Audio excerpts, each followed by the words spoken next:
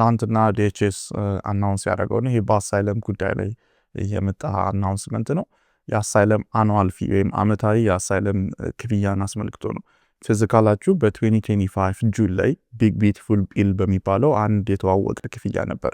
አንድ ብቻ ሳይሆን መልቲፕል የሆኑ ክፍያዎች ነበሩ። ግን ከአሳይለም አንጻር አንድ ያስተዋወቁት ክፍያ አመታዊ ክፍያ ነው። አመታዊ የአሳይለም ክፍያ አሳይለማችን በፍርድ ቤት ይሁን ኦር ዩኤስሲአይኤስ ጋር በቆየበት አመት መጠን በየአመቱ $100 እንድንከፍል ያስገድዳል። ይሄ ህግ ማለት ነው።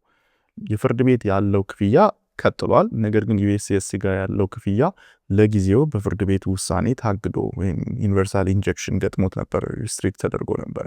በኋላ ላይ ግን የይግባኝ ፍርድ ቤት ስላነሳው ክፍያው እንዲቀጥል ዩኤስሲአይኤስ ወስኗል። ስለዚህ አሁን ያለው የክፍያ መጠን እንደውም ኢንትረስት አዳርገውበት $102 ነው እየተከፈለ ያለው።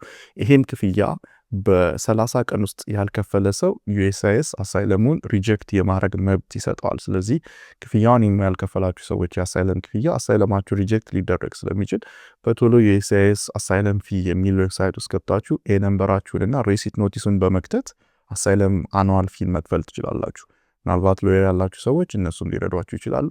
ከዛ በኋላ ደግሞ ቢያንስ ብትችሉ የከፈላችሁበትን ፊ ሪሲቱን አወርዳችሁ የዩኤስሲአይኤስ አካውንታችሁ ውስጥ ብታስገቡ እንደ ኤቪደንስ ጥሩ ነው። ምክንያቱም አንዳንዴ እናንተ ከፍላችሁ የዩኤስሲአይኤስ አልከፈላችሁም ሊል ይችላል። እንደዛ ስለገጠመን ነው። አፕሊኬሽን ፊ መጀመሪያ ላይ ከፍለን ዩኤስሲአይኤስ ቻርጅ አድርጎን ከዛ በኋላ ዩኤስሲአይኤስ ክፍያ አልከፈላችሁም ያለበት ወቅቶች አሉ። እንደዚህ አይነት ስህተቶች ይሰራሉ። ስለዚህ ከዛ አይነት ስህተቶች ራሳችሁን ለመጠበቅ ሪሲቱን አስቀምጡት። ከቻላችሁ የዩኤስሲአይኤስ አካውንት ውስጥ ገብታችሁ ኤቪደንስ ፓርት ላይ ዶክመንት ፓርት የሚላለ አካውንታችሁ ውስጥ ኦንላይን ያስገባችሁ ሰዎች እዛ ውስጥ ማስገባት ትችላላችሁ። ኦንላይን አካውንት የሌላችሁ ሰሙ ለዩኤስሲአይኤስ በሜል ብትልኩ እንደ ኤቪደንስ እናንተም ጋር ብታስቀምጡ ይመከራል። እንደምታስታውሰው ከኖቬምበር 2025 ጀምሮ ዩኤስሲአይኤስ ውሳኔ መስጠት አቁሞ ነበር። ያ የተከሰተው ሁለት የናሽናል ጋርድ ሰዎችን አንድ የአፍጋን በአሳይለም አሜሪካ ውስጥ መጥቶ አፕሩቭድ የተደረገ ግለሰብ ጥቃት አደርሶ አንደኛውን የናሽናል ጋርድ ገድሎ ነበር፣ አንደኛውን ደግሞ አክስሎ ነበር። በዛ ምክንያት አጠቃላይ በአሳይለም ላይ ያሉ ሰዎች ኢንተርቪው ይደረጋሉ፣ ፋይል ማድረግ ይችላሉ። በዚህ ፕሮሲዲንግ ውስጥ ወርክ ፐርሚት ማስገባት ይችላሉ። ወርክ ፐርሚትም አፕሩቭ ይደረግላቸዋል። ግን የመጨረሻው ውሳኔ እየተሰጠ ነበር። ከኤፕሪል ጀምሮ ይሄ ውሳኔ መነሳቱን ዩኤስሲአይኤስ አሳውቋል። ስፔሲፊካሊ ከ39 አገሮች ውጭ ማለት ነው። እነዚህ 39 አገሮች በጁን 2025 ላይ አናውንስ የተደረጉ ካንትሪ ኦፍ ሪስክ ወይም አደጋ ለአሜሪካ አደጋ የሚደቅሙ ሀገሮች የሚባሉ ናቸው። ከነዚህ ሀገሮች እስካልሆነ ድረስ አንድ ሰው የአሳይለም ውሳኔ ከኤፕሪል ጀምሮ ያገኛል የሚል ውሳኔ አስተላልፈው ነበር። ግን በጣም አነስተኛ ቁጥር ያላቸው ግለሰቦች ብቻ ናቸው በጣት ቁጥር የሚቆጠሩ እስካሁን የዩኤስሲአይኤስን የአሳይለም ውሳኔ ያገኙት ማለት ናቸው። ስለዚህ ይሄ ለዳታ የሚበቃ እንዴት ነው አፕሩቫል ሬቱ ከፍተኛ ነው ዝቅተኛ ነው ሊያስብል የሚችል አይደለም። እስካሁን ድረስ እንደው ፖዙ ቢነሳ ውሳኔዎች በበቂ ደረጃ እየተሰሙ ስላልሆነ እርግጠኛ ሆኖ መናገር አይቻልም የ2026 እና የ2025 መጨረሻ የአፕሩቫል ሬትን ለመናገር። ኤፕሪል 29 2026 የአሜሪካን ጠቅላይ ፍርድ ቤት በሄዥያን እና በሶሪያን ቲፒኤስ ቴምፖራሪ ፕሮቴክሽን ስታተስ ጊዜያዊ ጥበቃ ዙሪያ ክርክር የቃል ክርክር ሰምቶ ነበር። የአተርኒው ዲኦጂ የትራምፕ አድሚኒስትሬሽን ወክሎ እንደገና የሄዥያን እና የሶሪያንን ክርክሮች ወክለው ደግሞ ሌሎች ተገኝተው ነበር። የእነዚህን የቃል ክርክር ሰምቷል። በዋናነት ሱፕሪም ኮርት በዚህ ክርክር ውስጥ ያደመጠው ኮርቶች፣ ፍርድ ቤቶች ቲፒኤስን ቴምፖራሪ ፕሮቴክሽን ስታተስን ዲኤችኤስ ዲፓርትመንት ኦፍ ሆምላንድ ሴኩሪቲ ሲያስቆሙ ተርሚኔት ሲያደርገው ሪቪው የማድረግ ያቋረጠበት መንገድ ህጋዊ ነው ህጋዊ አይደለም የሚለውን ነገር እንደገና ገምግመው ህጋዊ ካልሆነ ፕሮሲጀሩን ካልተከተሉ ተመልሰው ቲፒኤስን ማጽናት ይችላሉ የሚል ነው። ፍርድ ቤቶች ያ ስልጣን አላቸው የላቸውም? መንግስት ይዞ የቀረበው አቋም ፍርድ ቤቶች የስልጣን የላቸውም። ዲፓርትመንት ኦፍ ሆምላንድ ሴኩሪቲ የውስጥ ሀገር ውስጥ ዲኤችኤስ አራ ነው እንዴት ኢንተርፕሬት እንደምታደርጉት አማርኛ ግን የሆምላንድ ሴኩሪቲ አንድ ይህን ተርሚኔት ካረገ በኋላ ፍርድ ቤቶች የመመልከት መብት የላቸውም፣ ስልጣን የላቸውም። ይሄ የኤግዚኪቲቭ የአስፈጻሚው ስልጣን ብቻ ነው። ስለዚህ ፍርድ ቤቶች ቲፒኤስን እንደገና የመስጠት ወይም የማስቀጠል መብት የላቸውም የሚል ነው። እንግዲህ ከዚህ ጋር ተያይዞ ለኢትዮጵያኖች ኮንሰርን የሚያደርገን ምንድነው? የኢትዮጵያ ቲፒኤስ በዲሴምበር 12 2025 በዲኤችኤስ ተቋርጦ ነበር። ከዛ በኋላ እስከ ፌብሩዋሪ 13 ድረስ በጊዜያዊነት እንዲቀጥልና ይሄ የትራንዚሽን ፒሪየድ ብቻ እንዲሆን በዚህ ውስጥ ኢትዮጵያኖች ለቀው እንዲወጡ ዲፓርትመንት ኦፍ ሆምላንድ ሴኩሪቲ አዞ ነበር። ነገር ግን የአንደኛው ሰርኪት የፌዴራል ፍርድ ቤት የቦስተን የሚገኘው ፍርድ ቤት ማለት ነው ይሄን የዲኤችኤስ ተርሚኔሽን አስቆሞት ነበር። ያስቆመበት ዋነኛ ምክንያት ዲኤችኤስ አንድን ቲፒኤስ ቴምፖራሪ ፕሮቴክሽን ስታተስ ለማቋረጥ መሰረታዊ የሆኑ የህግ ሂደቶችን አልሄደም። ይልቁንስ በአኒመስ በጥላቻ እንደገና ደግሞ ኢትዮጵያኖች ምንም ፕሮቴክሽን ይገባቸዋል አይገባቸውም የሚለውን ፕሮሲጀራል አሰስመንት ሳያጠና በፍጥነት ያደረገው ነው።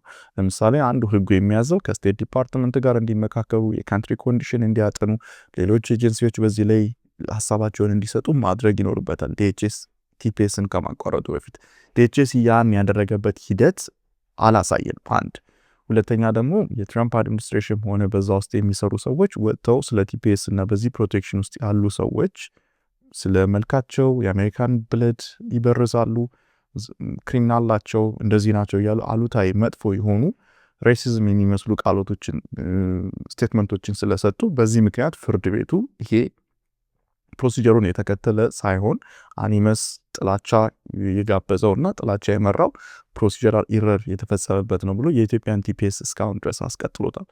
ስለዚህ የሄዥያን እና የሶሪያንን ቲፒኤስ መንግስት ያለ ፍርድ ቤት ጣልቃ ገብነት ማቋረጥ ይችላል ብሎ ጠቅላይ ፍርድ ቤት ከወሰነ ከነገ ክርክር በኋላ ከትላንት ክርክር በኋላ ማለት ነው አጠቃላይ የኢትዮጵያንም ሆነ የሌሎችን ቲፒኤስ የሚመለከት ነው የሚሆነው። ምክንያቱም ሌሎች ቲፒኤስን በፍርድ ቤት እየቀጠሉ ያሉ ስለሆነ ከዚህ በኋላ ፍርድ ቤቶች ምንም ስልጣን አይኖራቸውም። ዲፓርትመንት ኦፍ ሆምላንድ ሴኩሪቲ ባቋረጠ ሰዓት ሁሉ ነገር ያበቃል ማለት ነው። እንግዲህ የጠቅላይ ፍርድ ቤት ምን እንደሚወስን እስካሁን ድረስ እርግጠኛ መሆን አልተቻለም። ግን ትናንትና በነበረው የቃል ክርክር ዳኞቹ ከጠየቋቸው ጥያቄዎች አንጻር ማጆሪቲው አብዛኛው ዳኛ የኮንዘርቫቲቭ ዳኞች እንደሆኑ ይታወቃሉ። ይሄን ነገር ላለማስቀጠል ወይም ፍርድ ቤቶች ስልጣን የላቸውም የሚለውን ውሳኔ ለመወሰን የሊን ያጋደሉ ይመስላሉ። በዚህ ሂደት ጥሩ ዜና ይወጣል ብዬ አልጠብቅም። በወረቀት ላይ የቀሩ ህጎች በሚሊዮኖች የሚቆጠሩ የአፍሪካ ታዳጊዎች አሁንም ያለ ዕድሜ ጋብቻና ግርዛት ሰለባ እየሆኑ ነው። በአብዛኛው የአፍሪካ ሀገራት ህጋዊ ክልከላ ቢኖርም በሚሊዮኖች የሚቆጠሩ ታዳጊ ልጃገረዶች አሁንም ያለ ዕድሜ ጋብቻና ለሴት ልጅ ግርዛት ከፍተኛ አደጋ ተጋላጭ ሆነው መቀጠላቸውን አንድ አዲስ ጥናት አጋለጠ።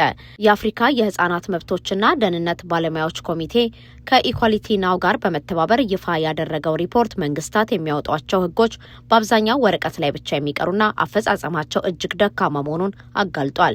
በዚህ የተነሳ ከጥቃት የተረፉ ተጎጂዎች ፍትህን ለማግኘትና የስነ ልቦና ድጋፍ ለማግኘት ከፍተኛ ፈተና እየገጠማቸው ይገኛል።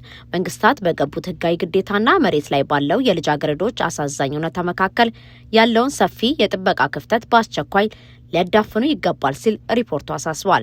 ኢትዮጵያን ጨምሮ በቻድ፣ ካሜሩን፣ ግብጽ፣ ማላዊ፣ ማሊ፣ ናይጄሪያ፣ ሶማሊያ፣ ሱዳንና ዚምባብዌ ላይ የተደረጉ ጥናቶች ዋቢ ያደረገው ይህ ሪፖርት ምንም እንኳን የህግ ማዕቀፎችና የፖለቲካ ቁርጠኝነት በማሻሻል ረገድ የተወሰኑ እርምጃዎች ቢታዩም ጎጂ ልማዳዊ ድርጊቶች አሁንም ስር ሰደው እንደሚገኙ በጥብቅ ተችቷል። ለችግሩ መባባስ እንደ ዋነኛ ገፊ ምክንያት የተነሱት እየተበራከቱ የመጡት የአየር ንብረት መዛባቶች፣ ተደጋጋሚ ግጭቶችና የኢኮኖሚ አለመረጋጋቶች ናቸው። እነዚህ ቀውሶች ደካማ የሆኑትን የመንግስት ስርዓቶች ይበልጥ በማዳከም በተለይም የአገልግሎት ተደራሽነት ውስን በሆነባቸው የገጠርና ግጭት ባለባቸው አካባቢዎች የሚኖሩ ታዳጊዎች ለአደጋ አጋልጧቸዋል። ከዚህ ባሻገር ማህበረሰብ ውስጥ ያለው ጫና፣ መገለልና መፍራት፣ የበቀል ስጋት እንዲሁም የድጋፍ ሰጪ ተቋማት እጥረት በርካታ የጥቃት ጉዳዮች ለህግ ሳይቀርቡ በድብቅ እንዲቀጥሉ አድርጓቸዋል። ይህ ሪፖርት ይፋ የተደረገው ባለፈው ኤፕሪል 21 በሌሴቶ ማሴሩ በተካሄደው 47ኛው የኤሲኢአርደብሊውሲ መደበኛ ስብሰባ ላይ ነው። ረኩ ፖሊሲ አውጪዎች፣ የሲቪል ማህበራትና ቀጠናዊ ባለድርሻ አካላት በአፍሪካ ጎጂ ልማዳዊ ድርጊቶችን ለማስቆም የሚያስችል የጋራ እርምጃ እንዲወስዱ ቢመክርም የአፍሪካ መሪዎች አሁንም ከስብሰባ እና ከወረቀት ባለፈ መቼ መሬት ላይ የሚወርድ ተጨባጭ እርምጃ እንደሚወስዱ ትልቅ ጥያቄ ሆኖ ቀጥሏል።